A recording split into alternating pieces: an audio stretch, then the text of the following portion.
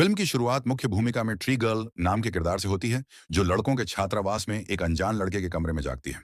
फिर उसके फोन की रिंगटोन बजती है, जो बताती है कि आज ट्री का जन्मदिन। हाय। उसके पिता लगातार ट्री को कॉल कर रहे थे। उसने उनका कॉल तक नहीं उठाया। ये कमरा वास्तव में कार्टर नाम के लड़के का था, जिसे ट्री जानती तक नहीं थी। वह उठती है और कार्टर से सिर दर्द की गोली मांगती है।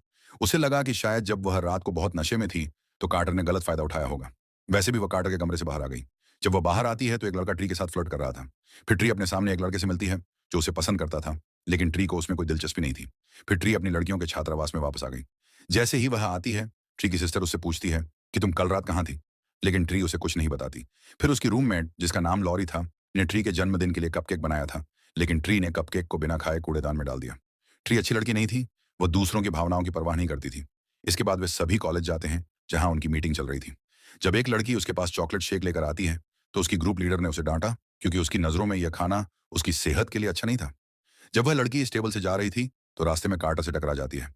कार्टर भी उसी कॉलेज का छात्र था। वो ट्री का ब्रेसलेट लौटाने आया था, जो कल रात उसके कमरे में छूट गया था।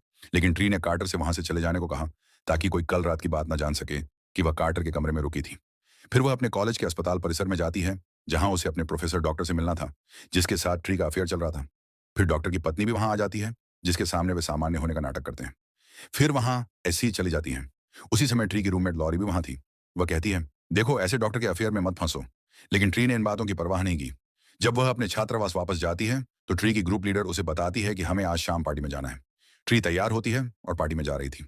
हॉस्टल के रास्ते में तब हम देखते हैं कि उसके पिता का कॉल भी उसे आता रहता है, जिसे वह नहीं उठाती।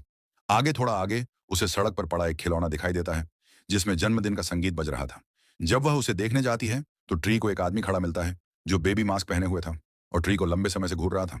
जब ट्री ने उसे पुलिस की धमकी दी, तो वह वहां से चला गया, लेकिन अचानक वह पीछे से आया और ट्री पर हमला कर दिया। उसने ट्री के पेट में छुरा घोंपा, जिससे ट्री की वहीं मौत हो गई। फिर अचानक ट्री की नींद लड़कों के हॉस्टल में खुलती है, जहां हमने पहले ट्री को देखा था। ये कमरा कार्टर का था। जब ट्री ने यह देखा, तो उसके पिता का कॉल भी आ रहा था। ट्री अब भ्रमित थी। उसे लगा कि शायद उसने बुरा सपना देखा होगा, लेकिन इस बार वह कार्टर के बारे में जानती थी और सिर दर्द की दवा कहाँ रखी थी। ट्री पहले की तरह बाहर आती है, तो एक लड़का उसके साथ फ्लर्ट कर रहा था, और फिर वह लड़का ट्री से मिलता है।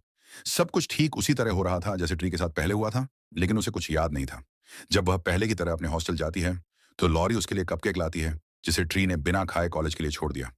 इस बार जहां वह अपने बगल में एक बेबी मास्क पड़ा देखती है, जो उसने पिछली रात एंड के लहरे पर देखा था। वह कुछ समझ नहीं पाती कि उसके साथ क्या हो रहा है। कार्टर भी उसका ब्रैकलेट लौटाने आता है,